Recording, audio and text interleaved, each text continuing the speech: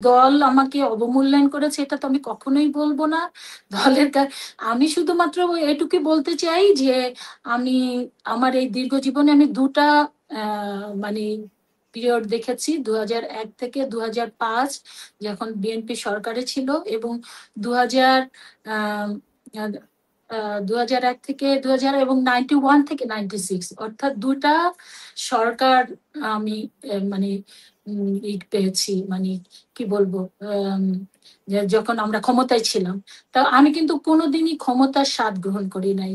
আমি রাজনীতি যেটা হলো রাজনীতি আমি যখন ১ম ছাত্র রাজনীতিতে আসি, তখন আমার বাবা যেমন আমি দেখেছি যে রাজনীতি করবার জন্য উনার সরকারি চাকরি উনি ছেড়ে দিয়েছিলেন। উনি কিন্তু পারতেন। সরকারি চাকরি এখন যেটা করে, সরকারি হুম, চাকরিও করে আবার পাশাপাশি রাজনীতিও করে। কিন্তু উনি সেটা কখনো করেনি।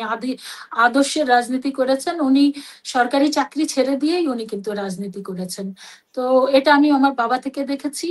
আর দ্বিতীয় হলো যে আমি রাজনীতি মানে আমি যেটা আমার পরিবার থেকে শিখেছি সেটা হলো রাজনীতি মানে স্যাক্রিফাইস এবং সেটাকেই ধারণ করেছি, লালন করেছি। আমি সততার সহিত রাজনীতি করেছি।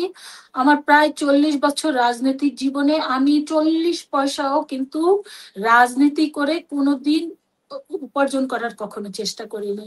আমি আমার পারিবারিকভাবে ২ জন ব্যক্তির কাছে ২ জন না ৩ জন ব্যক্তির কাছে খুবই কৃতজ্ঞ। একটা হলো আমার বাবা যিনি হাতে কলমে আমাকে রাজনীতি শিখিয়েছেন। দ্বিতীয় হলো আমার ভাই যিনি আমার বিয়ের পূর্ব পর্যন্ত অর্থনৈতিক ফুল সাপোর্ট দিতেন। আমি যা চাইতাম তার চাইতে অনেক বেশি দিয়ে সাপোর্ট দিতেন। আর ফুল সাপোর্ট দিতেন অর্থনৈতিকভাবে, মানসিকভাবে। আমার ভাইও সেইম। আমি পারিবারিকভাবে এই সহায়তা পেয়েছি।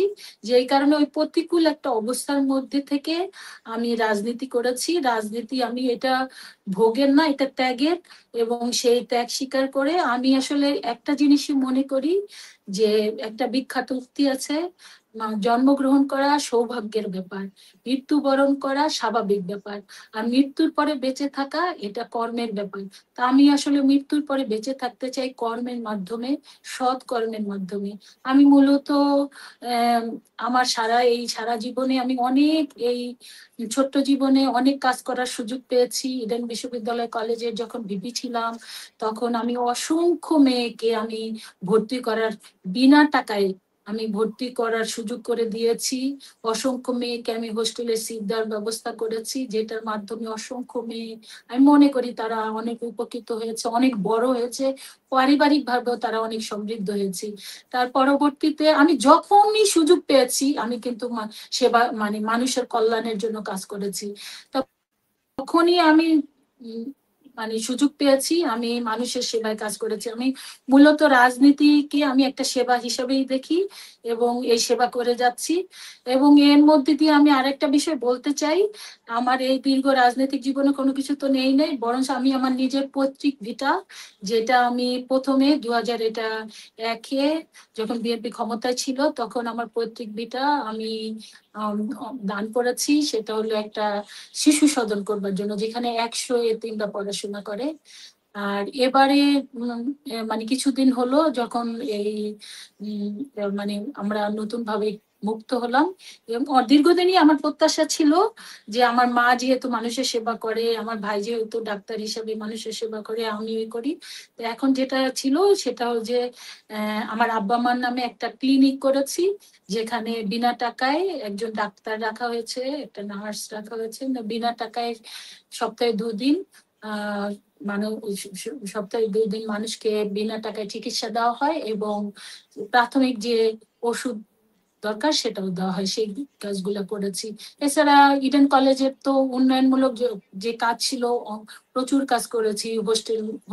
হোস্টেল করেছি, একাডেমিক ভবন করেছি, বিদ্যুৎ সমস্যা, পানি সমস্যা, একাডেমিক সমস্যা এগুলো করেছি। লাস্টে একদম আমার মনে হয় ২০০৫-এর শেষ বছরটা যদি ওই অরাজকতা বিশৃঙ্খলা আওয়ামী লীগ না করতো তাহলে ইডেন বিশ্ববিদ্যালয় কলেজ ওটা একটা বিশ্ববিদ্যালয় হতো। এবং আমাদের দেশনেত্রী বেগম খালেদা জিয়াও কিন্তু এগ্রি করেছিলেন যে একটা মহিলা বিশ্ববিদ্যালয় করা দরকার। সেটা কিন্তু হতো, কিন্তু ওই বিশৃঙ্খলা অরাজকতার কারণে সেটা হয়নি। আমি কিন্তু সেই কাজটাও করে এসেছিলাম। তো এটা করেছি। এবং আমার মাদারীপুরে যেটা করেছি, যে মাদারীপুরে ধরেন নাজিমউদ্দিন কলেজে আমি একটা মহিলা হোস্টেল করেছি, চরমুগরিয়া কলেজ এমপিভুক্ত থেকে শুরু করে সমস্ত অনেক ডেভেলপমেন্টের কাজ করেছি। এছাড়া আমার মহিলা এমপি হিসাবে 1 বছরে আমি যেটা করেছি, আমি একদম আমার এলাকার যতগুলা মসজিদ, মাদ্রাসা, এতিমখানা ছিল সবগুলাতে এবং মন্দির সবগুলাতে আমি টিআরএ দিয়েছিলাম। এবং কিছু রাস্তা, কিছু ব্রিজ এবং সমস্ত শিক্ষা প্রতিষ্ঠানের ডেভেলপমেন্টের আমি কাজ করেছি। তো আমি আসলে চাই কাজের মধ্যে বেঁচে থাকতে, এবং আমি মনে করি রাজনীতি একটা মাধ্যম যেখানে আসলে সুযোগ পেলে অনেক কাজ করা যায়। এবারে যেটা হয়েছে সেই কারণেই আমার এলাকার জনগণ কিন্তু তারা আমাকে বিশ্বাস করে, আস্থায় নেতৃত্ব নমিনেশন পায়, তাহলে আমার এলাকার জনগণ বিশ্বাস করে যে তাদের আমি মানে তাদের আশা প্রত্যাশা পূরণ করতে পারবেন।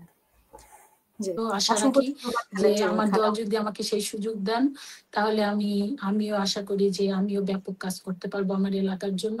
মূলত সেই আশা প্রত্যাশা নিয়েই আমি নমিনেশন চাচ্ছি। আর একটা বিষয় হলো যে রাজপথের একজন পরীক্ষিত কর্মী হিসাবে আমি তো প্রত্যাশা করি যে আমার দল আমাকে নমিনেশন দিবেন। মাদারীপুর 2 আসন এখনো মানে কোনো ডিক্লারেশন আসে নাই। আমার এলাকার জনগণ অপেক্ষমান যে আমার দল আমাকে সেই সুযোগটি, মানুষের সেবা করার সুযোগটি দিবেন। এটাই হলো আমার প্রত্যাশা। আমি আসলে ব্যাপক কাজ করতে চাই। ব্যাপক কাজ করার জন্যই আমি মূলত সেই সুযোগ চাই। এখন দলই আসলে ভালো বুঝবেন যে আমি তৈরি করেছি কাজ করার জন্য। দল এখন আমাকে কোথায় কাজে লাগাবেন সেটা দল ভালো বুঝবেন। আমার অ্যাক্টিং চেয়ারম্যান জনাব তারেক রহমান, তার সাথেও আমার কিন্তু কাজ করার অনেক সুযোগ হয়েছিল। তিনি যখন 2001 থেকে 2006 পর্যন্ত বিএনপির সিনিয়র যুগ্ম মহাসচিব ছিলেন, তিনি যখন তৃণমূলের বিভিন্ন মানে ইউনিয়ন পরিষদ, পৌরসভা, তারপরে উপজেলা, তারপরে বিভাগীয় প্রতিনিধি ছিল আমার প্রিয় নেতা অ্যাক্টিং চেয়ারম্যান জনাব তারেক রহমানের সাথে কাজ করার। তো সেই দিক থেকে আমি খুবই মনে করি যে আমি খুবই সৌভাগ্যবতী। আর একটা বিষয় হলো, আমি যখন সংরক্ষিত মহিলা আসনের এমপি হয়েছিলাম, তখনও কিন্তু আমার অ্যাক্টিং চেয়ারম্যান জনাব তারেক রহমান আমাকে কি বলবো রিকমেন্ড করেছিলেন। তো এটাও আমার একটা বিরাট সৌভাগ্য, আমি তার সাথে কাজ করার সুযোগ হয়েছে। তো আমি সব মিলিয়ে আমি মনে করি যে আমার সম্পর্কে অ্যাক্টিং চেয়ারম্যান জনাব তারেক রহমান তিনি ভালো করেই জানেন।